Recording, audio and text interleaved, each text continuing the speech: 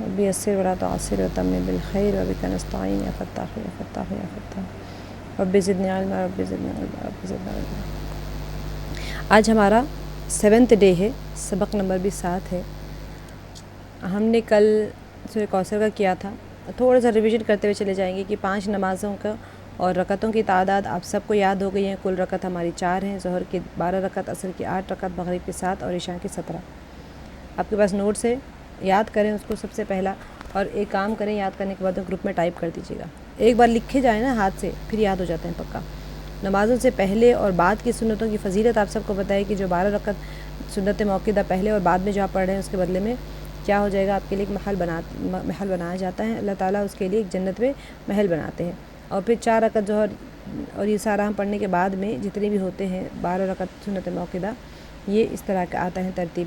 اور عصر سے پہلے کی جو سنت 4 رکعت سنت پڑھتے ہیں جو کہ غیر موقدہ ہے، اس کے پڑھنے سے نبی پاک صلی اللہ علیہ وسلم دعا فرمائی اس شخص پر اللہ تعالیٰ رحمت برسائے جو عصر سے پہلے 4 رکعت نماز پڑھتا ہے، ٹھیک ہے۔ اور پھر فرض نماز کے بعد میں 2 رکعت نفل پڑھنے کا لیے صحابی کا واقعہ ہے کہ جو انسان اتنا زیادہ خوب تجارت کر لے، اس کو جتنا نفع ہو سکتا ہے، بہت زیادہ کثیر تجارت دن بھر میں کر لینے کے بعد میں جو نفع حاصل ہو سکتا ہے، وہ فرض نماز کے بعد میں انسان جب کہ حاصل ہو جائے گا۔ فرض نماز کے بعد 2 رکعت نفل پڑھنے کے لیے اب دن بھر بھی پڑھتے رہیں، لیکن فرض جو 5 وقت کی فرض نمازیں ہیں اس کے بعد میں جو 2 رکعت نفل پڑھتا ہے اس کے لیے اتنا زیادہ فائدہ حاصل ہو جاتا ہے۔ امید ہے آپ لوگوں نے چاشت اور اشراق کی نماز پڑھی ہے۔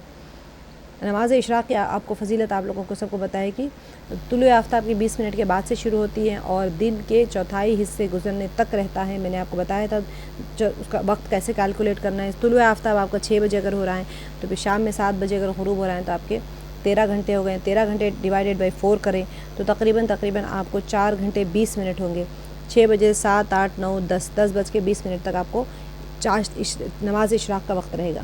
1/4 حصہ اگر آپ کو 4 حصوں میں تقسیم کر دیں گے، آپ 12 کا اگر لے لیں گے حساب تو پھر 4 3 سے 12 ہوگا، تو 4 سے ڈیوائڈ کریں گے تو آپ کو 3 گھنٹے کا ہوگا، 3 گھنٹے 20 منٹ کا ہوگا، ٹھیک ہے۔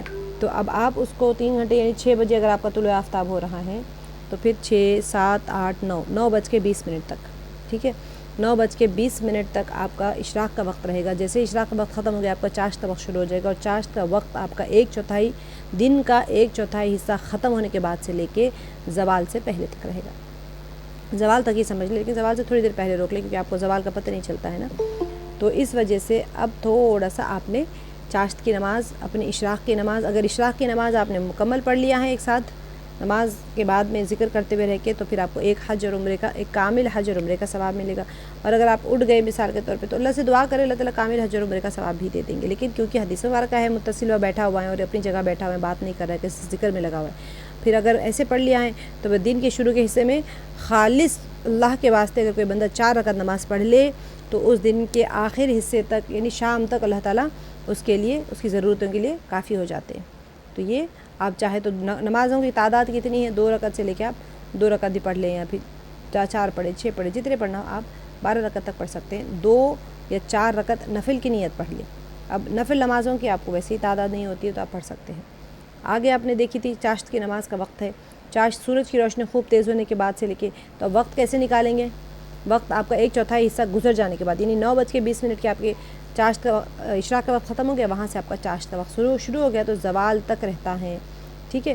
تو اب چاشت کی کم سے کم 2 رکعتیں ہیں اور زیادہ سے زیادہ 12 رکعتیں ہیں جو دن کے چوتھائی حصے گزرنے کے بعد نفل کی نیت کر کے نماز پڑھیں، چاہے 2 رکعت کر کے پڑھیں یا پھر اگر چاہے تو ایک سلام کے ساتھ 4 رکعت پڑھیں۔ اگر 12 کے حساب سے پڑھیں گے تو 3 رکعت 3 وہ ہو جائیں گے، 3 بار آپ 4 رکعت پڑھ لیں، یا پھر جیسے آپ 2 رکعت پڑھنا ہے تو 6 بار پڑھ لیں تو 12 رکعت ہو جائیں گی، ٹھیک ہے۔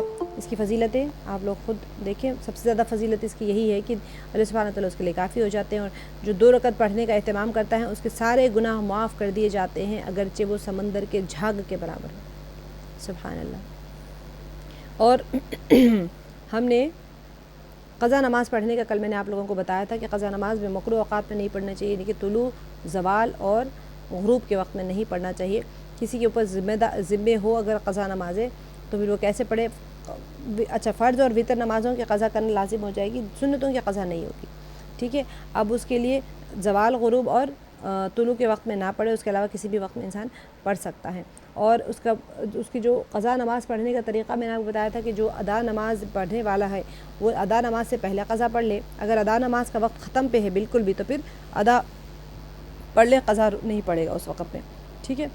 اب اگر کسی کی بہت ساری نمازیں قضا ہے تو پھر یہی نیت کریں گے کہ اللہ سب سے پہلی میری نماز جو قضا ہوئی ہے اس کو پہلے پڑھیں، فجر کی نماز میں سب سے پہلی جو میری قضا ہوئی، یا پھر سب سے آخر جو میری قضا ہے، بیکورڈ جائیں یا فارورڈ آئیں، کسی طرح سے آئیں تو آپ کی قضا نمازیں ہو جائیں گی انشاءاللہ۔ اگر کسی کے ذمہ بہت ساری نمازیں ہیں تو پھر وہ قضاؤں کا اس دن یا اس رات کا وہ حساب کرے کہ فلاں دن کا فلاں مہینہ اپنے ڈائری میں لکھ لے اور پھر پڑھیں، یا پھر یہ یوں کر لے کہ پھر میں اتنے مطلب پہلی نماز جو میری ہوئی تھی قضا۔ تو عام طور پہ آپ نفل نمازوں کے جیسے اشراق کا وقت ہے تو آپ وہ ٹائم پہ قضا پڑھ لیں، چاشت کا وقت ہے تو وہ ٹائم پہ قضا پڑھ لیں، کیونکہ کسی نے پوچھا تھا کہ قضا پڑھنا چاہیے یا پھر نفل پڑھنا چاہیے، تو نفل ہی ہوتی ہے نا، نفل سے افضل ہوتی ہے آپ کی قرض پہلے ادا کریں گے نا، صدقہ دیں گے یا قرض دیں گے، اگر کسی نے پوچھا تو پہلے قرض دیں گے، ظاہر سی بات ہے۔ تو پھر آپ کیا کریں، اشراق کے وقت میں آپ فجر کی قضا پڑھ لیں، 2 رکعت 4 رکعت 6 رکعت 8 رکعت جتنا ہی پڑھ رہے ہیں، اور چاشت کے وقت میں بھی آپ اپنے قضا کی نیت کر لیں، اس وقت نماز تو پڑھ رہے ہیں نا۔ تو انسان کے اوپر جب قرض رہتا ہے تو پھر اس کے اوپر صدقہ نہیں ہوگا، قرض ادا کرنا ہوگا، زکوٰۃ بھی نہیں ہوتی مقروض کے اوپر، تو سب سے پہلے ڈیوٹی ہوتی ہے، ڈیوٹی پورا کرنے کے بعد میں انسان پھر دوسرے کام کرتا ہے نا، ڈیوٹی کے اوپر ہم نے کمی کر دی۔ تو جب انسان نفلیں پڑھتا ہے فرض کے بعد جو اوقات ہوتے ہیں ان نفلوں کے، ان اوقات میں آپ اپنی قضائیں پڑھتے چلے جائیں گے تو آپ کو اللہ سبحانہ تعالیٰ سے کامل امید ہے کہ اللہ تعالیٰ آپ کو اس وقت نماز میں اس وقت کی نماز کا بھی اجر دے دیں گے انشاءاللہ باذن اللہ، اور آپ کی قضائیں بھی پوری ہوتی چلی جائے گی انشاءاللہ۔ یا پھر یوں بتایا جا رہے ہیں کہ فرض نماز کے ساتھ میں قضا کی نیت کر لیں، تو آپ کی فرض دوپہر ظہر کی فرض پڑھ رہے ہیں تو اس کے ساتھ میں ظہر کی قضا کی نیت کر لیں، اور پڑھنے کے لیے کوئی انسان کو مریض ہے تو وہ بیٹھ کے پڑھنا چاہے تو بیٹھ کے پڑھ سکتا ہے، لیٹ کے پڑھنا چاہے تو لیٹ کے پڑھ سکتا ہے۔ میں آپ لوگوں کو جب ہم فقہی دروس کرائیں گے نا اس وقت میں سارے بتاؤں گی آپ لوگ کے بیٹھ کے پڑھنے والوں کے کس طرح حیت ہوتی ہے، لیٹنے والے کے لیے پیر کدھر کرنا ہوتا ہے، ٹھیک ہے، لیٹنے والا بندہ ہوتا ہے تو پھر اس کا چہرہ کدھر ہونا ہے، پیر کدھر کرنا ہوتا ہے۔ تیمم کرنے کے بھی انشاءاللہ ہم مسائل کریں گے، کہ اگر ممکن ہوا تو ہم ایسے ہی 20 کورس کر لیں گے پورے کا پورا، تیمم کے مسائل بھی انشاءاللہ آپ لوگ سیکھیں گے۔ سب سے اہم جو آپ کو کرنا ہے وہ نماز سیکھنا ہے کہ میری نماز میں کیسی پڑھ رہی ہوں، ٹھیک ہے، تو یہ نمازیں ایڈ کرتے چلے جائیں، جب آپ اس کو عادی ہو جائیں گے نا ان نمازوں کے تو پھر آپ مسائل سیکھیں گے، فٹ فٹ اپلائی کرنا شروع کر دیں گے آپ لوگ۔ اچھا، اوابین کا میں نے بتایا تھا کہ نفل نمازوں میں ایک اوابین کی نماز ہوتی ہے، یہ مغرب کے بعد 2 رکعت کر کے 6 رکعت پڑھی جاتی ہے، احادیث میں اس نماز کی بڑی فضیلت آئی ہے، ٹھیک ہے۔ اب ایک انسان جو 6 رکعت پڑھ لیتا ہے اس کو کتنا ثواب ملتا ہے؟ 12 سال کی عبادت کا ثواب ملتا ہے اس کو، 12 سال کی، معمولی چیز نہیں ہوتی بھائی، 12 سال جب کہیں گے تو 12 سال دن رات آپ عبادتوں میں لگے ہوئے، سارا دن ساری رات، کتنا لمبا ٹائم، آپ تو پورے دن بھر میں نماز پڑھنے کے لیے 15-20 منٹ لگتے ہیں، اور کون سا ہم عبادت کرتے ہیں، بچے ہے، گھر ہے، وہ ہے، یہ ہمارے تو اتنی ذمہ داریاں ہیں۔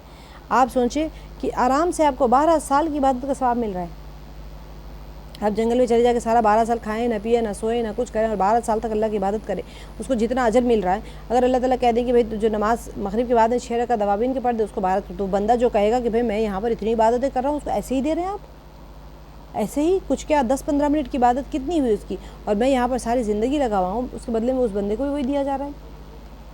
تو اللہ سبحانہ و تعالیٰ جانتے ہیں کہ نبی پاک صلی اللہ علیہ وسلم کی امتیوں کی عمریں بہت تھوڑی ہے، تو اتنی مشقت نہیں کر سکتے، اتنا عمر بہت تھوڑی ہے ہمارے پاس، اب تو جس کی لمبی عمریں گزر گئی، جو بچیاں ہیں تو چلو وہ اللہ تعالیٰ توفیق دے، جس کی لمبی عمریں گزر گئی ہے وہ بالکل موت کے دہانے پہ کھڑے ہو گئے، وہ لوگ کیا کریں گے؟ ان کے لیے تو یہ بہت بڑی چیز ہے، اگر روزانہ 6 رکعت اوابین پڑھ لے، 12 سال کی کتنی نمازوں کا ثواب مل جائے گا ان کو۔ اور یہ جو نفل ہوتے ہیں نا، اصل میں نفل نمازیں جو ہوتے ہیں وہ نفل نمازوں کی خصوصیت یہ ہوتی ہے کہ وہ اسی وقت کے ساتھ ہوتے ہیں، آپ ظہر کے بعد میں اوابین نہیں پڑھ سکتے، مغرب کے بعد میں جو پڑھی جاتی ہے اسی کو اوابین کہیں گے، فجر کے بعد میں جو پڑھی جاتی ہے اسی کو اشراق کہیں گے، اور جو صلاۃ الظہر دن کے وقت میں پڑھی جاتی ہے اسی کو چاشت کہیں گے، تو اس کے ساتھ میں اس کے فضائل متصل ہوتے ہیں، تو اسی وجہ سے آپ لوگ نمازوں کا اہتمام کریں، اوقات کا اہتمام کریں۔ تہجد کا میں نے آپ کو بتایا تھا، رات کو سو کر اٹھنے کے بعد میں جو نفل نماز پڑھی جاتی ہے اسے تہجد کی نماز کہتے ہیں۔ آپ لوگوں کے پاس نوٹس ہے، آپ لوگ پڑھیے اس کو، میں ریپیٹ اس لیے کر رہی ہوں کہ سنتے یاد ہو جائے، اگر آپ لوگ خود سنائیں گے تو بہت بہترین چیز ہے، آپ ایک بندہ سنائے گا، آپ کا دوسرا سنے گا، دوسرے کا تیسرا سنے گا، پھر وہ بندہ سنائے گا، اس طرح یاد ہو جائے گا۔ اب میں تو بول رہی ہوں، لیکن آپ لوگ کی طرف سے میں نے پہلے ہی کہا تھا کہ آپ لوگ ماشاءاللہ دیکھیں فیس دے کے بیٹھے ہوئے اتنی اچھے طریقے سے، فیس لی اس لیے جاتی ہیں کہ لوگوں میں تھوڑا سا جوش آ جائے کہ بھئی ہمیں پڑھنا ہے کر کے، تھوڑا سا آپ لوگ اپنی طرف سے بھی آگے بڑھ کے کریں، انشاءاللہ اللہ تعالیٰ مدد کریں گے۔ تہجد کی فضیلت کیا ہے کہ اللہ سبحانہ و تعالیٰ رات میں تہجد کی نماز پڑھنے کو اپنے اوپر لازم کر لو، اس لیے کہ یہ تم سے پہلے گزرے ہوئے نیک لوگوں کی عادت رہی ہے۔ یہ نماز تم کو تمہارے رب سے قریب کرنے والی ہے اور تمہارے گناہوں کو مٹانے والی ہے، اور تمہیں گناہوں سے روکنے والی، گناہوں سے مٹانے والی ہے، گناہوں سے دور کرنے والی ہے، گناہوں سے روکنے والی ہے، اور تمہارے جسم سے بیماری کو دفع کرنے والی ہے۔ سبحان اللہ۔ اس کا طریقہ آپ سب کو پتہ ہے کہ عشاء کی نماز پڑھ کر سو جائیں، پھر رات کے آخر حصے میں اٹھ کر ایک سلام سے 2 رکعت تہجد کی نماز ادا کرے۔ نماز تہجد کے لیے رکعت کی کوئی خاص تعداد متعین نہیں، نفل نمازوں کے لیے کوئی خاص تعداد متعین نہیں ہوتی، کم سے کم 2 رکعت۔ نبی پاک صلی اللہ علیہ وسلم سے زیادہ سے زیادہ کتنے 12 رکعت پڑھنا منقول ہے۔ آپ صلی اللہ علیہ وسلم تہجد میں بہت طویل قرات فرمایا کرتے تھے، کیونکہ اللہ سے باتیں کر رہے ہیں تو آپ جتنی لمبی چاہے پڑھ لیں۔ آپ کو تعوذ کی کیفیات آپ نے ضرور یاد کرنی ہے، تسمیہ کی کیفیات ہے، سورہ فاتحہ میں آپ کی کیا کیفیت ہونی چاہیے۔ آپ لوگوں نے سورہ فاتحہ لفظی ترجمہ یاد کر لیا ہوگا، کیفیات بھی یاد ہونی چاہیے کہ ہاں میں اللہ سے لینے والی ہوں۔ جو کچھ بھی اللہ سبحانہ و تعالیٰ خشوع و خضوع کے ساتھ میں اللہ تعالیٰ کے ساتھ میں آپ یعنی اللہ تعالیٰ مجھے ہر آیت کے اوپر جواب دے رہے، اللہ تعالیٰ میری طرف متوجہ ہو رہے ہیں، یہ سارے استحضار دل میں رکھ کے آپ جب کھڑے رہیں گے تو انشاءاللہ باذن اللہ وہ کیفیت آ جائے گی آپ لوگوں کے اندر نماز میں۔ سورہ اخلاص کا ہم آج شروع کرتے ہیں۔ اعوذ باللہ من الشیطان الرجیم۔ ہم نے سورہ فاتحہ کر لیا ہے، سورہ کوثر کر لیا ہے، آپ لوگ اس کا روایت ضرور ضرور ضرور کریں، ٹھیک ہے۔ سورہ فاتحہ اور سورہ کوثر اگر یاد کر کے آپ سنا دیں تو بہت بہت بہت خوشی ہوگی مجھے لگا کہ بھئی آپ لوگوں نے میری محنت کو کارآمد کر دیا، میری محنت تو اللہ تعالیٰ اس کا اجر دیں گے، لیکن آپ لوگ پڑھیں گے تو پھر فائدہ ہوگا نا، لگے گا کہ ہاں بھئی چلو بندوں کے لیے اتنا سب ہم کوشش کر رہے ہیں، وہ لوگ پڑھ تو رہے ہیں، ورنہ ایسا نہ ہو کہ بھئی پڑھا رہے ہیں اور ہم چلے گئے اور وہ پتہ نہیں کہاں سے کہاں چلی گئی چیز۔ ماشاءاللہ آپ لوگ کر بھی رہے ہیں، عمل تو کر رہے ہیں ماشاءاللہ، بہت خوشی کی بات ہے، میں ایسے نہیں کہہ رہی ہوں۔ تو چلیں اعوذ باللہ من الشیطان الرجیم، بسم اللہ الرحمن الرحیم۔ قل هو اللہ احد، آپ کہہ دیجئے بات یہ ہے کہ اللہ ہر لحاظ سے ایک ہیں، اللہ الصمد، اللہ ہی ایسا ہے کہ سب اس کے محتاج ہیں، وہ کسی کا محتاج نہیں ہے۔ صمد، اللہ تعالیٰ ہی، ہم سب اللہ کے محتاج ہیں، وہ کسی کا محتاج نہیں ہے۔ لم یلد ولم یولد، نہ اس کی کوئی اولاد ہے، لم یلد نہ اس کی کوئی اولاد ہے، ولم یولد اور نہ کسی کی وہ اولاد ہے، ولم یکن لہ کفوا احد، اور اس کی جوڑ، ولم یکن لہ کفوا احد، کفوا احد یعنی اس کی کوئی جوڑ کا نہیں ہے، ٹھیک ہے۔ یہ آپ کو لفظی ترجمہ ہوا ہے۔ اگر آپ اس کا ورڈ ٹو ورڈ ترجمہ لیں گے تو ایسے بسم اللہ الرحمن الرحیم، تو آپ سب کو پتہ ہے کہ اللہ کے نام سے شروع کرتا ہوں جو نہایت مہربان بہت رحم کرنے والا ہے۔ آگے قل هو اللہ احد، آپ کہہ دیجئے، کس کو مخاطب ہوا جا رہا ہے؟ نبی پاک صلی اللہ علیہ وسلم کو مخاطب کر کہا جا رہا ہے کہ آپ کہہ دیجئے هو اللہ، دیکھیں یہاں ایک غلطی پڑھتے ہیں لوگ، قل ہو اللہ احد ایسے پڑھتے ہیں، یہاں دیکھیں قل هو اللہ ہے، یہاں پر وہ اللہ، آپ اتنے لوگ قل ہو اللہ احد، قل ہو نہیں ہو سکتا، کبھی بھی نہیں ہو سکتا، قل کے ساتھ میں ہو کی ضمیر جڑی نہیں سکتی۔ قل ہو اللہ احد، آپ کہہ دیجئے وہ اللہ احد ایک ہے۔ کون سا اللہ؟ جو پوری کی پوری قرآن پاک میں اللہ کی صفات بیان کی جا رہی ہے نا، جب انہوں نے سوال کیا تو کہا جا رہا ہے قل وہ اللہ ایک ہے، اللہ الصمد، اللہ بے نیاز ہے، صمد ہے، بے نیاز ہے، کسی چیز کی اس سے کسی کوئی امید نہیں ہے، کوئی ہم نماز پڑھ رہے ہیں تو ہماری نماز کی اللہ کو ضرورت ہی نہیں ہے، وہ بے نیاز ہے ہر چیز سے۔ لم یلد، نہ اس نے کسی کو جنا ہے، سبحان اللہ۔ یہ میں آپ کو تفسیر میں آپ بتاؤں گی کہ کیا ہے اس کا۔ وہ بے نیاز ہے، نہ اس نے کسی کو جنا ہے، اور ولم یولد اور نہ وہ خود جنا گیا، یعنی نہ اللہ کے ذریعے کوئی پیدا ہوا ہے، نہ وہ خود کسی سے پیدا ہوا ہے۔ ولم یولد، ولم یکن لہو اور نہیں ہے، لہو اس کا، کفوا احد ہمسر کوئی ایک، ٹھیک ہے۔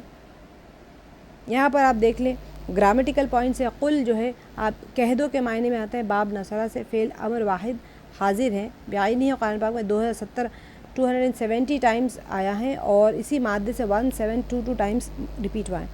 اب یہ جو میں آپ کو بتا رہی ہوں نمبرز اور کیلکولیشنز، یہ ویب سائٹس کے حساب سے، بکس کے حساب سے تبدیل ہوتے رہتے، تو اس کو اوتھینٹک نہ لیں آپ لوگ، جو جتنا ہم سے ملا ہم نے آپ کو اس کے سامنے رکھا ہے. احدن ایک ہے، یکتا یگانہ بے نظیر بے مثل. احدن جب کہا جاتا ہے یعنی قل آپ کہہ دیجئے اللہ ایک ہے، احدن ایک ہے، یکتا ہے، یگانہ ہے، بے نظیر اس جیسا کوئی نہیں، بے مثل اس جیسے وہ مثال کسی کی نہیں ہوتی ہے.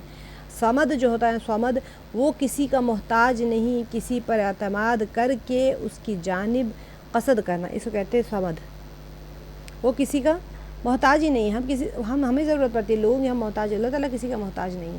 قرآن میں بعین ہی ایک دفعہ استعمال ہوا ہے اور مادے سے ایک دفعہ استعمال ہوا ہے. لم یلد اور نہ وہ کسی کی اولاد ہے. ٹھیک ہے. باب ضربہ سے ہے، بعین ہی قرآن میں ایک جگہ آیا ہے اور مادے سے 102 کلمات آئے ہیں. اب اتنا بار آپ کو پتہ چل جائے گا 102 بار آئے ہیں تو آپ کو اندازہ ہو جائے گا کتنے بار قرآن پاک میں ریپیٹ ہوا ہے. میں اتنے بار ایک بار ایک لفظ پڑھ لوں تو اتنے بار میری عبور حاصل ہو گئی. صرف ایک لفظ کا ترجمہ اگر آپ یاد کر لیں گے نا یہاں پر جو ہے تو جتنے بار بھی ریپیٹ ہوگا وہاں پر سب آپ کو ترجمہ یاد ہوگا. ولم یولد اور نہ وہ کسی کی اولاد ہے. ٹھیک ہے. باب نصرہ سے ہیں، بعین قرآن میں ایک جگہ آیا ہے اور مادے سے 102 کلمات آئے ہیں. اب دیکھیں خلاصہ صورت دیکھیں. سب سے پہلے میں آپ کو اس کی ہلکی سی تشریح بتا دیتی ہوں، پھر ہم اس کا خلاصہ کر لیں گے کہ اس سورہ کا نام سورہ اخلاص ہے. اخلاص کا مطلب کیا ہے؟ دل کو اللہ تعالیٰ کے وحدانیت کے لیے خاص کرنا ہے. گویا کہ یہ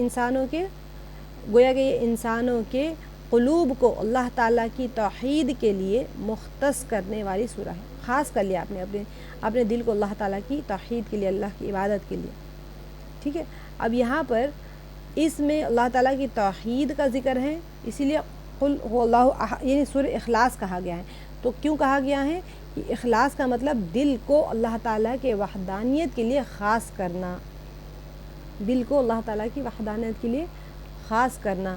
گویا کہ یہ انسانوں کے قلوب کو اللہ تعالیٰ کی توحید کے لیے، ہمارا دل ہے، ہمارے دل میں اللہ تعالیٰ کی توحید آ جائے اس کے لیے خاص مختص کیا جا رہا ہے اسی سورے کو. یہ مطلب انسان کے دل کو، اس میں اللہ کی توحید کا ذکر ہے. کیسے توحید کا ذکر ہے؟ وہ لوگ سوال کیا کرتے تھے، میں آپ کو بتاتی ہوں کیا سوال کرتے تھے وہ لوگ. یہ سورہ مکی زندگی میں نازل ہوئی ہے. اس کی 4 آیات 15 الفاظ ہے. اب دیکھیں سورہ 3 کے بعد والی چھوٹی چھوٹی صورتیں وَالتِّینِ وَالزَّیتُونِ نا، سورہ 3 کے بعد والی چھوٹی چھوٹی صورتوں میں اللہ تعالیٰ نے قرآن کریم کا خلاصہ بیان فرما دیا ہے. ٹھیک ہے. اب لمبی صورتوں میں جو باتیں بڑی تفصیل اور دلائل اور مثالوں کے ساتھ واضح کی گئی ہیں نا، وہی باتیں یہ چھوٹی چھوٹی صورتوں میں بالکل چھوٹے انداز میں، چھوٹے طریقے سے 2 یا 4 جملوں میں بیان کی گئی ہے. اب یہی چیز آپ کو سورہ اخلاص دیکھ لیں تو حوامی میں آ جائے گا. وہاں پر بھی یہی کہ اپنے دل کو خالص کرو اللہ کے دین کے لیے. سورہ کہف میں بھی آیا تھا، سورہ زمر میں بھی آیا تھا. یہاں پر کیا ہو گیا؟ وہاں پر بڑی صورتوں میں زیادہ وضاحت تھی، یہاں چھوٹی صورت کے اندر کیا ہو جائے گا؟ خلاصہ قرآن ذہن نشین کرایا گیا ہے. اس سورے کے اندر وہی پوائنٹس اٹھائے گئے ہیں جو بہت اہم پوائنٹس ہیں بس. اب پیچھے صورتوں میں ہم نے دیکھا تھا، ہم نے نہیں دیکھا، آپ لوگ قرآن پاک میں دیکھتے ہیں تفسیر میں، والعصر ویل لکل ہمزۃ، اس میں دین کے بنیادی اصول بیان کیے گئے ہیں. ٹھیک ہے. والعصر ان الانسان لفی خسر الا الذین آمنوا وعملوا الصالحات وتواصوا بالحق وتواصوا بالصبر.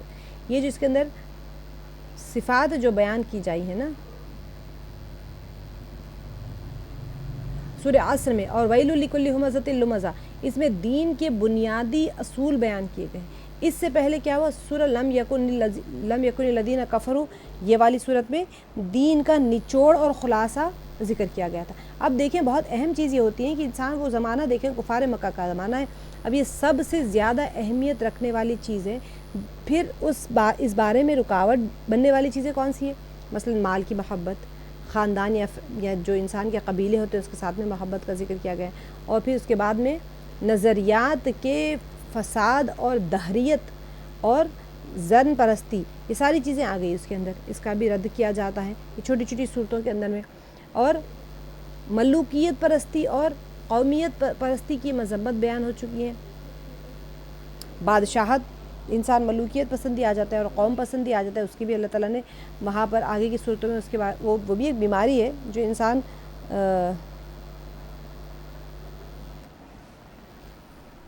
اللہ سبحانہ وتعالیٰ نے اس کا بھی وہاں پر اس کو بتا دیا ہے کہ بیان اس کی مذمت بیان کر دی گئی ہیں. اور پھر یہ بڑی بڑی بیماریوں میں جو انسان کی فکر فاسد ہو جاتی ہے نا اکثر، اور پھر وہ پاکیزہ اصول بھی بتلا دیے ہیں جن کو اختیار کرنے سے ان بیماریوں سے آدمی بچ سکتا ہے. اللہ سبحانہ و تعالیٰ چھوٹی چھوٹی صورتوں میں اصول بڑے بڑے بیان کرتے ہیں.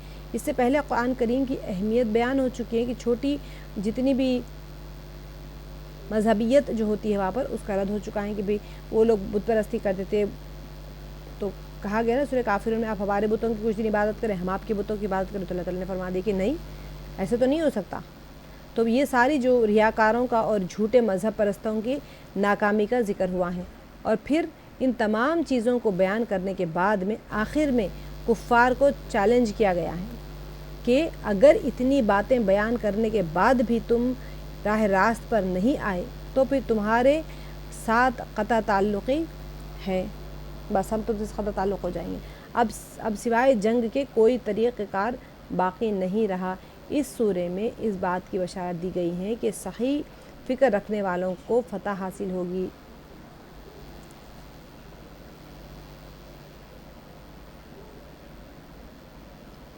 میں آپ کو اس کی تفصیل میں تھوڑا سا لائٹ جانا چاہ رہی ہوں، بہت ڈیٹیل میں جانا چاہ رہی ہوں.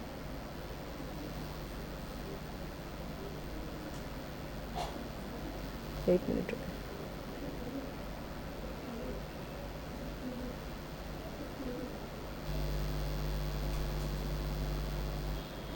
اب دیکھیں، اب آپ کو جو سمجھنے کی اہم نقطہ ہے نا وہ یہی ہے کہ اسلام کی بنیادی عقیدہ یعنی توحید سے بحث کی جا رہی ہے یہاں پر. میں نے آپ کو بتایا ہے کہ مکی صورتوں کے اندر سب سے بڑا جو سوال اٹھتا تھا وہ وحدانیت کے اوپر ہی اٹھتا تھا. یہ سورے کی ان 4 جو آیتیں ہیں یہاں پر اس کے اندر اللہ تعالیٰ کی توحید کو انتہائی جامع انداز میں بیان فرمایا گیا ہے. کہ پہلی آیت میں اللہ تعالیٰ نے ان کی تردید کی ہیں جو ایک سے زیادہ خداؤں کے قائل ہیں، ارباب مانتے تھے وہ لوگ. دوسری آیت میں ان کی تردید ہیں جو اللہ تعالیٰ کو ماننے کے باوجود کسی اور کو اپنا مشکل کشا اور کارساز یا حاجت روا قرار دیتے تھے. اب تیسری آیت میں ان کی تردید ہیں جو اللہ تعالیٰ کے لیے اولاد مانتے تھے، ان کو رد کر دیا گیا. بھی ایک سب سے پہلے تو یہ تھا کہ وہ اللہ تعالیٰ کو اللہ تعالیٰ کی وحدانیت کو ہی نہیں مانتے تھے. تو پھر ان کو بتا دیا گیا ہے کہ ان کے لیے بتایا گیا ہے کہ ان کی تردید ہیں جو ایک سے زیادہ خداؤں کے قائل تھے. پھر کیا ہوا کہ وہ ان لوگوں کی تردید آ گئی جو اللہ کو مانتے، اللہ تعالیٰ تو مانتے تھے اور اس کے اللہ تعالیٰ کے سوا اور لوگوں کو بھی اپنے مشکل کشا مانتے تھے. دوسرے لوگ بھی میرے کام بناتے ہیں، فرشتے بھی ہیں، ملائکہ بھی ہے، سارے لوگوں سے بھی وہ حاجت روائی پوری کرتے تھے. تیسری آیت میں ان لوگوں کی تردید ہے جو اللہ تعالیٰ کے لیے اولاد مانتے تھے جیسا کہ نصرانی تھے. اور چوتھی آیت میں ان لوگوں کا یہاں پر رد کیا گیا ہے جو اللہ تعالیٰ کی کسی بھی صفت میں کسی اور کی بھی برابری کے قائل ہیں. اللہ تعالیٰ کی اب رزاق ہے، اللہ تعالیٰ رزق دیتے ہیں تو کوئی اور بھی دے سکتا ہے. اللہ تعالیٰ حلیم ہے تو کسی اور کے پاس بھی حلم ہے. اللہ تعالیٰ علیم کل ہے تو کسی اور کے پاس بھی علم کل ہے. تو اس طرح کی ان کی جو اللہ سبحانہ تعالیٰ کے ساتھ میں وہ کسی اور کو بھی شریک ٹھہراتے تھے، وہ صفات میں بھی اس کے قائل تھے. تو بعض مجوسیوں کا کہنا تھا کہ روشنی کا خالق کوئی اور ہے اور اندھیرے کا خالق کوئی اور ہے. خلقت میں بھی وہ کرتے تھے اور یعنی بتوں کی طرف اشارہ کرتے تھے. اسی طرح سے یہ جو مختصر صورت نے شرک کی تمام صورتوں کو باطل قرار دے دیا. جس طریقے سے بھی انسان شرک کر سکتا ہے وہ تمام صورتوں کو اللہ تعالیٰ نے باطل قرار دے کر خالص توحید ثابت کی ہے. اس لیے اس سورے کو سورۃ الاخلاص کہا جاتا ہے. مین امپورٹنٹ اس کے اندر ہم سورۃ الاخلاص سب سے پسندیدہ سورہ ہونے کی وجہ یہی ہے، اس کے اندر خالص توحید کو بیان کیا گیا ہے، اسی کو ثابت کیا گیا ہے. اور ایک صحیح حدیث میں ہے کہ قرآن کریم کا 1/3 حصہ قرار دیا گیا. 1/3 نہیں، اگر آپ قرآن پاک اگر اس کو 3 بار پڑھ لیں گے تو پھر ایک قرآن پاک پڑھنے کا ثواب ملے گا. اس کا مطلب یہ نہیں کہ انسان صرف یہی پڑھتا رہے اور بس قرآن پاک پڑھنے کی ضرورت ہی نہیں ہے، ایسے نہیں ہے. ثواب کے اعتبار سے کیونکہ جیسے امت کی عمریں بہت تھوڑی ہے، ثواب کے اعتبار سے 1/3 جب 3 بار سورہ اخلاص پڑھ لیں گے آپ کو ایک قرآن پاک کا ثواب مل جائے گا. اسی لیے فرمایا گیا ہے کہ 1/3 حصہ قرار دیا گیا کیونکہ مین جو کنٹینٹ ہوتا تھا وہ توحید کے اوپر ہوتا تھا، رسالت کے اوپر ہوتا ہے، مر کے اٹھائے جانے پر ہوتا تھا. ان کا جو سب سے بڑا پرابلم یہ 3 چیزوں میں ہوتا تھا اور 3 چیزوں کے اوپر ہی قرآن پاک کی تو حقانیت وہ تبھی مانیں گے جب اللہ کو ایک مانیں. تو ان کا ایک ہی پرابلم ہوتا تھا. قرآن پاک کی وحدانیت کو نہیں مانتے تھے، نبی پاک صلی اللہ علیہ وسلم رسالت کو نہیں مانتے تھے، اور بھی مر کے اٹھائے جانے کو نہیں مانتے تھے۔ تو یہ سورہ کے اندر یہ تینوں چیزوں کے رد کر دیا گیا ہے، اسی لیے اس کو ایک تہائی قرآن بھی کہا گیا ہے کہ 3 حصوں میں تقسیم کر کے، جس کی وجہ ہے یہ ہے کہ قرآن کریم نے بنیادی طور پر 3 عقیدوں پر زور دیا ہے، توحید، رسالت اور آخرت، اور اس صورت کے اندر ان میں سے توحید کے عقیدے کی پوری وضاحت فرمائی گئی ہے۔ اس سورہ کی تلاوت بھی احادیث میں بہت فضائل کے ساتھ میں بیان کی گئی ہے۔ اب دیکھیں شان نزول اس کے بارے میں اور تفسیری نکات دیکھ لیتے ہیں کہ اس کا شان نزول اور فضیلت سورہ اخلاص میں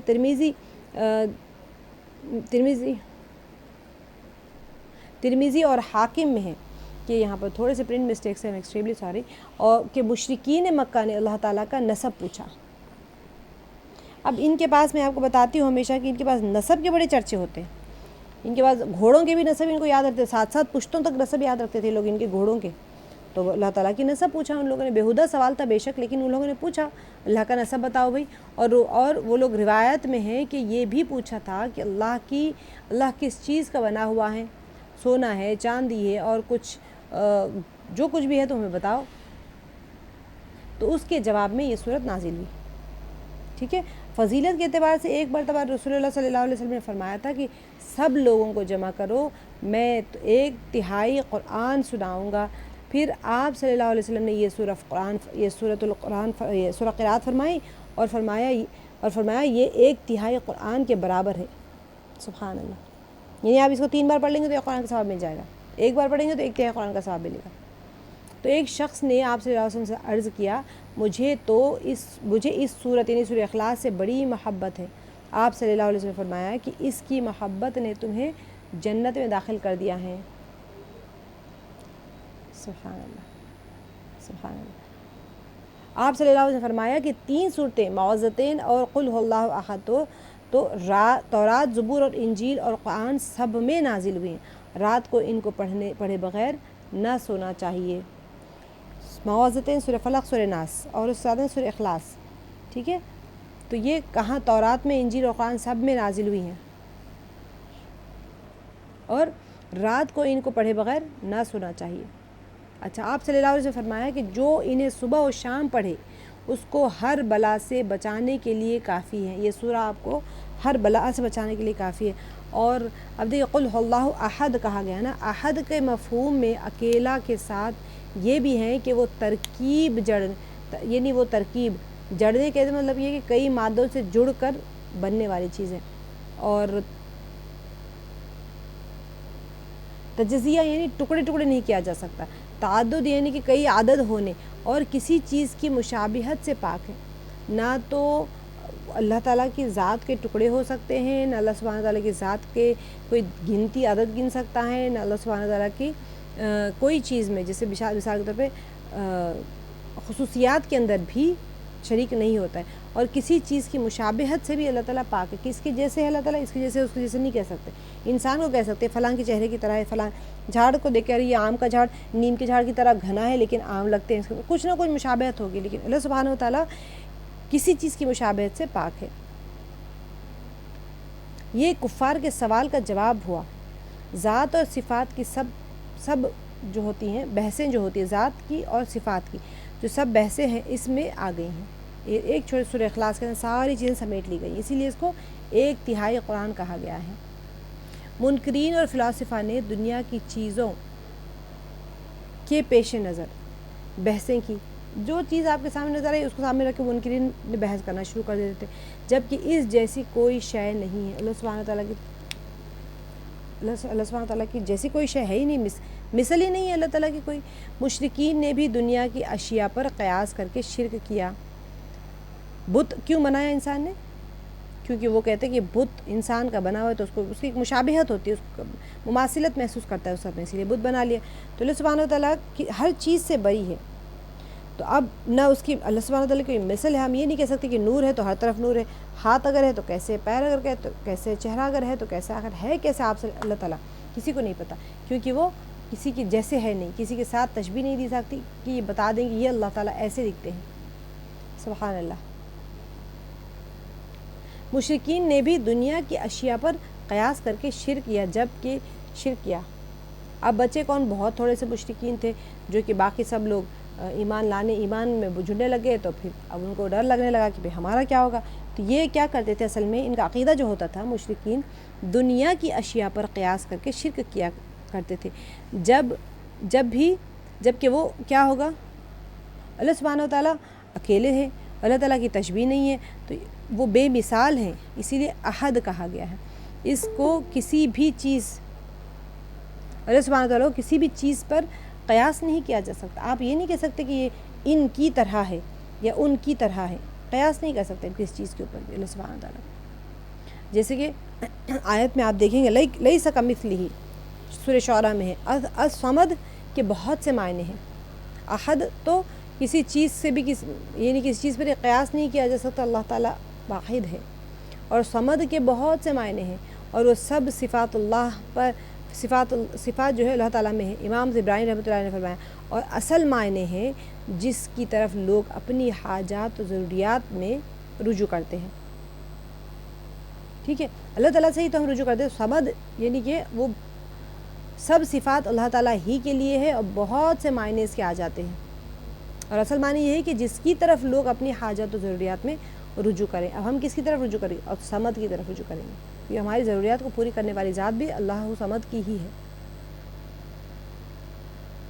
اور جو بڑائی اور سرداری میں سب سے بڑا ہوا، ان لوگوں کو عرب کو پتہ تھا الفاظ کی گہرائی کتنی ہے، بلکہ تو اور جو کسی کا محتاج نہ ہو، اللہ سبحانہ وتعالیٰ نہ کسی کا محتاج ہے، اللہ سبحانہ وتعالیٰ نہ کسی کی ضروریات یا حاجات کو پوری کرنے کے لیے بندے کی طرف لوٹتے ہیں، تو یہ ساری چیزیں صفات کس کی ہے، اللہ کی ہے۔ انسان میں یہ چیز ہو ہی نہیں سکتی۔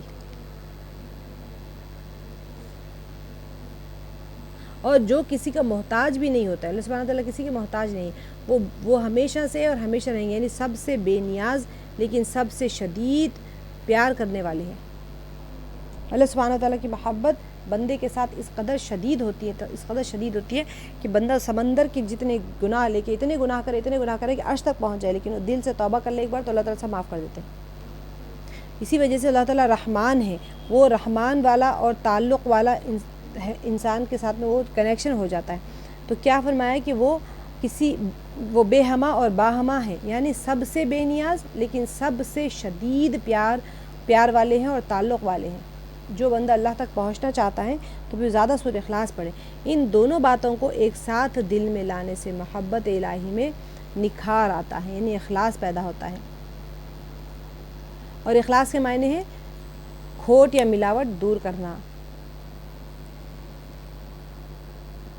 یہ صورت غیر کی محبت اور بندگی سے پاک کرتی ہے۔ اگر ہمارا دل کسی اور کی طرف متوجہ ہو رہا ہے کہ ضروریات کے لیے کسی بھی چیز کے لیے، سورہ اخلاص پڑھا کریں تو انشاءاللہ باذن اللہ اس کو سمجھ کے پڑھا کریں۔ قل هو اللہ احد، اب کہہ دیجئے وہ اللہ ایک ہے، اللہ الصمد، کہ وہ اب یہاں پر جب آپ ترجمے کو ذہن میں رکھیں گے، جب آپ پڑھ رہے ہوں گے نماز میں اور وہ ترجمہ آپ کے ذہن میں گھوم رہا ہوگا، تب جا کے آپ کے اندر وہ طبیعت میں وہ میلان آئے گا اللہ سبحانہ تعالیٰ سے مانگنے کا۔ اسی وجہ سے ترجمے کے ساتھ یاد کیا کریں، نہ اس نے کسی کو جنا ہے، لم یلد ولم یولد جو کہا گیا ہے، نہ اللہ تعالیٰ نے کوئی اللہ سے پیدا ہوا ہے، نہ اس نے کسی کو جنا ہے، نہ وہ جنا گیا ہے، نہ اس کے والدین ہیں، نہ اس کی کوئی اولاد ہے، یہ مطلب ہو جائے گا۔ نہ نسب پوچھنے والوں کو جواب، یہ اصل میں نہ جو پوچھتے اللہ کا نسب کیا، اللہ کا نسب کیا، بار بار پوچھتے اور کئی بار پوچھا تھا ان لوگوں نے، تو جب جواب آ گیا ان کا کہ یہ نسب پوچھنے والوں کو جواب ہے کہ اس کو مخلوق پر قیاس نہ کرو جو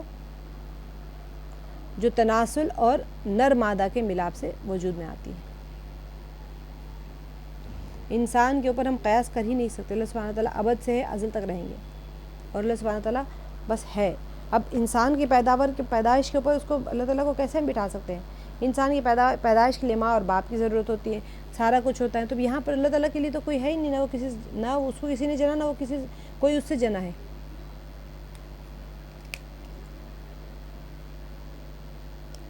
اب دیکھیں یہاں پر اللہ تناسل کے مرحلوں یعنی پیدائش وغیرہ سے اگر اللہ سبحانہ تعالیٰ یہ تمام سٹیجز جو برتھ ہوتے ہیں نا بچے کے اگر گزرے تو پھر اللہ کی شان کے خلاف ہے، تو یہ ماننا اس کی توہین ہے. آگے جو سورہ کہف میں بھی آیا ہے نا کہ کبرت کلمۃ تخرج من افواہہم، کہ یہ تہمت بڑی بری ہے جو ان کے منہ سے نکلتی ہے. اور سورہ مریم میں بھی آیا ہے تکاد السماوات یتفطرن منہ وتنشق الارض تخر الجبال احدا. کیا فرمایا کہ قریب ہے کہ اس قول کی وجہ سے آسمان پھٹ جائیں اور زمین شق ہو جائیں اور پہاڑ ریزہ ریزہ ہو جائیں. ان دعوا للرحمن ولدا، کیا ہے کہ وہ رحمان کی اولاد ثابت کرنے بیٹھے ہیں. اللہ تعالیٰ کی اولاد نہیں ہے. لیکن جو مشرکین مکہ ہوتے تھے، جو آپ نے دیکھا ہے کہ مشرکین مکہ اور ملائکہ کو اللہ کی بیٹیاں مانتے تھے، اور جو عیسائی ہوتے تھے وہ عیسیٰ علیہ السلام کو اللہ تعالیٰ کے بیٹے مانتے تھے. تو اولاد کی ضرورت انسانوں کی نسل کے بقا اور بڑھاپے میں مدد کے لیے ہے. کہ انسان اولاد کب چاہتا ہے کہ اس کی نسل چلے نا، نسل ختم ہو جائے گی یا پھر بڑھاپے میں اس کی کوئی مدد مل جائے. تو اللہ خود ہمیشہ زندہ رہنے والے ہیں، ہر نسل رہنے والے ہیں، نسل اور بقا کا معاملہ نہیں ہے. اب آپ کو نسل کب چلانا پڑتا ہے؟ جب آپ مر جائیں. آپ ہمیشہ رہیں گے تو آپ کو ضرورت ہی نہیں پڑتی نسل چلانے کی. اللہ تعالیٰ تو ہمیشہ رہنے والے ہیں. اور اولاد ہونے سے کئی خدا وجود میں آ جائیں گے، ہے نا. اللہ تعالیٰ کی اولاد ہوگی تو پھر کئی خدا وجود میں آ جائیں گے جو آپس میں کیا کریں گے؟ رسہ کشی کا سبب بنیں گے. بہت سارے رب ہوں گے تو کیا کریں گے؟ میں آسمان چلاؤں گا، وہ کہے گا میں آسمان چلاؤں گا، وہ کہے گا میں بارش برساؤں گا، وہ کہے گا نہیں بارش آج نہیں برسانا، تو جھگڑے شروع ہو جائیں گے. تو پھر ایسا ہوتا تو کائنات ختم ہو جاتی. سبحان اللہ. اصل جو مقصد ہوتا ہے سمجھنے کا وہ یہی ہے. کفواً احد میں کف کسے کہتے ہیں؟ کاف فا واو. کوئی نہ اس سے پیدا ہو کر اس کے جنس کا، یعنی اب آپ اور انسان سے پیدا ہوگا تو انسان کی جنس سے، اور شیر سے پیدا ہوگا تو شیر کی جنس سے ہوگا، جانور سے پیدا ہوگا تو جانور کی جنس سے ہوگا. تو یہاں پر کوئی نہ اس سے پیدا ہوا ہے، پیدا ہو کر اس کی جنس کا ہے، ٹھیک ہے، نہ الگ سے کہیں کوئی اس کا برابر کا، سب اس کی مخلوق ہے. ہم جینڈر کہتے ہیں نا، جینڈر بھی نہیں. اس کی جنس سے مراد انسانی جنس سے انسان ہے، جنس سے جانور ہے، جس طرح کی چیز ہے. تو اللہ سبحانہ تعالیٰ فرما رہے ہیں کہ وہ اگر مجھ سے کوئی بچہ پیدا ہو جائے گا تو میری جنس سے انسان ہی ہوگا نا. تو اللہ سبحانہ تعالیٰ اس سے بھی بری ہے، اس سے بھی پاک ہے. سورہ اخلاص کو معنی کی گہرائی میں ڈوب کر پڑھنا اور اللہ تعالیٰ سے اپنی محبت بڑھانا چاہیے ہر انسان کے لیے. قل هو اللہ احد اللہ الصمد. یہ ہم ترجمے کے ساتھ پڑھیں گے نا تو ہماری زندگی میں اس کا فرق آئے گا، ضرور آئے گا. انسان اپنا تعلق اللہ کے ساتھ بڑھائے، محبت اللہ کے ساتھ میں بڑھائے. ایک صحابی جو تھے وہ محبت سے اس سورہ کو ہر رکعت میں پڑھتے تھے. تو آپ سے نے فرمایا کہ تمہارے لیے جنت ہے. شعر بھی ایک لکھا ہے، آگ توحید کے سینے میں دبی رکھتے ہیں، زندگی مثل بلال حبشی رکھتے ہیں. زندگی مثل بلال حبشی رکھتے ہیں. کیوں کہا گیا بلال حبشی؟ کیونکہ بلال حبشی نے احد کہتے ہوئے اتنے سارے مظالم سہ لیے تھے، کیونکہ ان سے کہا جاتا تھا کہ تم اتنے سارے خداؤں کو مانو، ایک اللہ کو کیسے مانتے ہو. تو وہ ریتیلے گراؤنڈ کے اوپر ان کو ڈالا گیا اور وہ ہمیشہ احد ہی کہتے تھے پلٹ جاؤ اپنے دین سے، کہتے تھے نہیں احد. تو اسی وجہ سے کہا کہ آگ توحید کی سینے میں دبی رکھتے ہیں، زندگی مثل بلال حبشی رکھتے ہیں. اب یہ سورہ اس کو ترجمے سے یاد کریں، بہت اہم سورہ ہے. اور سورہ اخلاص ہر نماز کے بعد میں ضرور پڑھا کریں، ترجمے کے ساتھ میں یاد کریں. لفظی ترجمہ یاد ہو آپ کو، محاورہ جو خلاصہ لکھا ہے اگر وہ بھی پڑھ لیں گے تو آپ کو انشاءاللہ سمجھ آ جائے گا. رکوع کی تسبیح آپ لوگوں نے یاد کر لی ہے، سبحان ربی العظیم. کسی نے سنایا بھی ماشاءاللہ بہت اچھا سنایا ہے. اور رکوع کی تسبیح، قومہ کی تسبیح، سجدے کی تسبیح. آج کے نوٹس میں سے بھی میں نہیں نکال رہی. احکام و مسائل دیکھ لیتے ہیں. ناپاک زمین پر کپڑا یا چٹائی بچھا کر نماز پڑھنا. اگر ناپاک زمین ہے مثال کے طور پہ، ٹھیک ہے، ناپاک زمین کے اوپر اگر تر یا خشک زمین پر ایسا تر یعنی گیلی زمین ہو چاہے خشک زمین ہو، ٹھیک ہے، ایسا موٹا کپڑا یا چٹائی یا پلاسٹک بچھا کر نماز پڑھیں جس سے نجاست اوپر معلوم نہ ہو تو نماز درست ہو جائے گی. ٹھیک ہے. کہیں آپ گارڈن میں چلے گئے, وہاں پر کچا ہے, آپ کو نہیں پتا کہ بلی نے پیشاب کیا, بکرے نے کیا, کس نے کیا, تو وہاں یا پھر دیکھتے دکھاتے وہاں پر نجاست ہے کوئی, ٹھیک ہے, تو تر زمین ہوگی تو بھی اتنا موٹا کپڑا بچھا لیا آپ نے جس سے نجاست اوپر کو سرایت نہیں کر رہی ہیں, تو پھر آپ کی نماز ہو جائے گی. اگر وہ گیلا بچھاتے ہی کپڑا بھی گیلا ہو گیا تو پھر نماز نہیں ہوگی. لیکن پلاسٹک بچھا کے اس پہ جہاں نماز بچھائیں تب بھی ہو جائے گی. زمین کے نیچے گندگی ہے یا نہیں, امپورٹنٹ نہیں ہے. اب وہ کپڑا ناپاک ہو کے آپ تک وہ گندگی پہنچ گئی, تو کپڑے کے ذریعے آپ کو پہنچ رہی ہیں, تو پھر وہ نماز نہیں ہوگی, درست نہیں ہوگی. اچھا, اخبار بچھا کر نماز پڑھنا. اگر سفر میں پاک کپڑے میسر نہ ہو تو بلا تصویر والے اخبار بچھا کر نماز پڑھنا درست ہے. جہاں نماز نہیں ہے آپ کے پاس تو پھر بغیر تصویر کا اخبار مجھے نہیں پتہ کہاں ملتا ہے. ہر آج کل تو ہر اخبار میں تصویر ہوتی ہے, لیکن اگر کوئی ایسا مل جائے تو آپ بچھا کر پڑھ سکتے ہیں. اچھا, گوبر سے لپی ہوئی زمین پر نماز پڑھنا. بہت سارے گاؤں میں ایسے ہی ہوتا ہے, گوبر سے لپی ہوئی, اب آپ لوگ کو تو نہیں ملے گی, لیکن گاؤں کے کچھ ہوتے ہیں. پتہ تو ہونا چاہیے, آپ لوگ کہیں جا رہے ہیں وہاں پر گوبر سے لپی ہوئی زمین ہے تو نماز ہوگی یا نہیں ہوگی. اگر زمین کو پہلے گوبر سے لیپا گیا اور اس کے بعد میں اس پاک مٹی جو ہے نا اس پر اتنی مقدار میں لیپ دی گئی, ٹھیک ہے, بہت موٹی لیئر آپ نے لیپ دیا اس کے اوپر مٹی کا کہ بالکل وہ جو ہوتا ہے نا گوبر بالکل چھپ گیا ہے, گوبر بالکل چھپ گیا ہے اس کے نیچے, اور اس کی بو وغیرہ بھی اوپر سے نہیں محسوس ہو رہی ہے, تو پھر اس جگہ پر نماز پڑھنا جائز ہے. ٹھیک ہے, گوبر سے لیپ دیا, پھر مٹی کا اچھا خاصا موٹا لیئر دے دیا, اب اتنا ڈال دیا کہ گوبر چھپ گیا, اس کی بدبو بھی نہیں آ رہی, تو پھر اس کے اوپر نماز پڑھ سکتے. اگر گوبر کی بو محسوس ہو رہی ہو تو وہاں کوئی پاک چیز بچھائے بغیر نماز پڑھنا درست نہ ہو. یہ کب ہو رہا ہے؟ جب آپ ڈائریکٹ زمین میں پڑھنا چاہ رہے تو گھر کے اندر یا کہیں تو بھی گوبر لیپا ہوا ہے تو پھر اس کے اوپر مٹی اتنی موٹی لیئر ہونی چاہیے کہ پھر آپ کو وہ گوبر کی بو بھی نہیں آنی چاہیے, اس کو وہ چھپ بھی جائے گوبر. اگر نہیں بو آ رہی ہے تو پھر اس کے اوپر پاک کپڑا بچھا کے نماز پڑھنا چاہیے. گائے کے گوبر سے لیپتے تھے پہلے زمانے میں, آج کل بھی لیپتے ہیں بہت سارے لوگ. اچھا, جینس اور ٹی شرٹ پہن کر نماز پڑھنے کا حکم کیا ہے؟ کہ کسی ہوئی جینس اور ٹی شرٹ پہن کر نماز پڑھنے سے نماز بکراہت جو ہوتا ہے وہ بکراہت درست ہو جاتی ہے, یعنی کراہت کے ساتھ میں مکروہ تنزیہ ہو جائے گا, کراہت کے ساتھ میں درست ہو جائے گی. لیکن ہمارے عرف میں یہ لباس صالحین کے لباس کے خلاف سمجھا جاتا ہے, اس لیے نماز یا خارج نماز میں ایسے لباس کا پہننا پسندیدہ نہیں ہے. کیوں نہیں ہے؟ چست کپڑے پہن کے تنگ کپڑے پہنے میں تو اس طرح سے پسندیدہ نہیں ہوتا ہے. اچھے سے اچھے کپڑے پہننے چاہیے ہمارے اس میں. انتہائی باریک کپڑے پہن کر نماز پڑھنا. اگر ایسے باریک کپڑے سے سطر چھپایا جس سے بدن کا اندرونی حصہ باہر سے صاف چھلکتا ہے تو ایسے باریک کپڑے کو پہن کر نماز پڑھنا درست نہیں ہے. نماز میں باریک دوپٹے کا استعمال کرنا.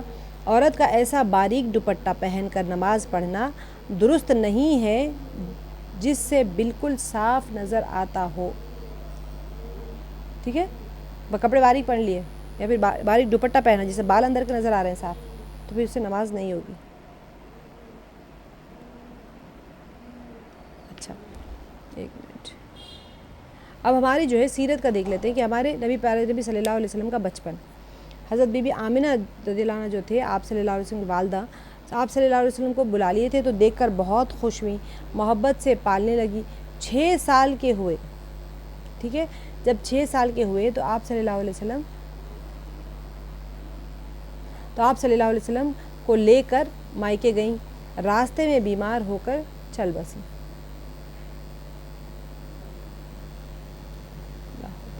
6 سال کی عمر,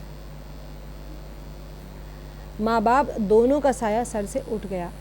ام ایمن آپ صلی اللہ علیہ وسلم کو دادا میاں جو تھے عبد المطلب ان کے پاس میں لائیں, اور ان کے جو دادا تھے ان کو بہت دکھ ہوا. کیا کرتے؟ مرنا جینا اللہ کے اختیار میں ہے, آئی ہوئی گھڑی کو کون ٹال سکتا ہے. بڑے ہو کر پیارے رسول صلی اللہ علیہ وسلم ایک بار مقام ابوا, وہ جگہ جو تھی نا جہاں پر ان کی والدہ کا انتقال ہوا, تو مقام ابوا تھی, وہاں سے گزرے. امی جان کی قبر دیکھ کر آپ صلی اللہ علیہ وسلم کا دل بھر آیا, اور آپ صلی اللہ علیہ وسلم کی آنکھوں میں آنسو دیکھ کر صحابہ بھی رونے لگ گئے تھے. والدہ کا جو انتقال ہوا، اس کی بہت لمبی تفصیل واقعہ ہے اس کا، میں یہاں پر تو نہیں لائی ہوں، انشاءاللہ ہم آگے جب سیرت کریں گے تو انشاءاللہ اس کو کریں گے۔ بہت دردناک واقعہ تھا۔ آپ صلی اللہ علیہ وسلم کی والدہ 6 سال کی عمر میں فوت ہو گئی ہیں۔ بعد میں جب کبھی آئے تو پھر وہاں جب والدہ کی قبر پہ گئے تھے، اللہ سبحانہ وتعالیٰ ہمیں قدر کرنے والا بنائے ہر اس نعمت کا جو اللہ تعالیٰ نے ہمارے پاس رکھی ہوئی ہے۔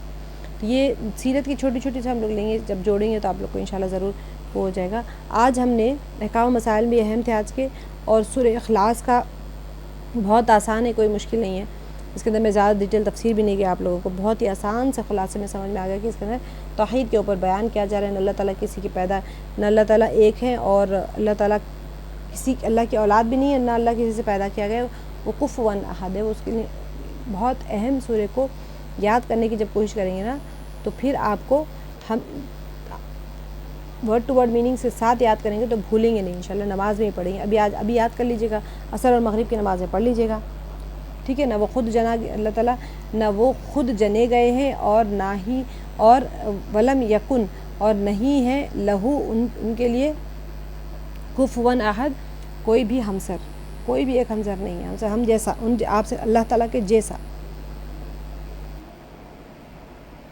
فضیلتیں یاد کریں نماز کی، اور یہ سورہ کو آپ لفظی ترجمے کے ساتھ میں یاد کریں انشاءاللہ باذن اللہ۔ ہم لوگ کل سورہ ناس کریں گے، شاید میرے خیال میں سورہ ناس ہے کل، اور تھوڑے سے اگر آپ لوگوں نے نمازوں کا یاد کر لیا ہے مجھے سنا دیجیے گا فضیلتیں، تو پھر انشاءاللہ کل میں آپ لوگوں کو صلاۃ الحاجت کرنا بتاؤں گی، اور مسافر کی نماز کیسی ہوتی ہے وہ بتاؤں گی انشاءاللہ۔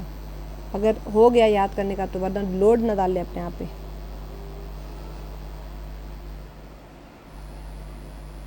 روزانہ دیکھ کے پڑھیں، یاد ہو جائے گا انشاءاللہ۔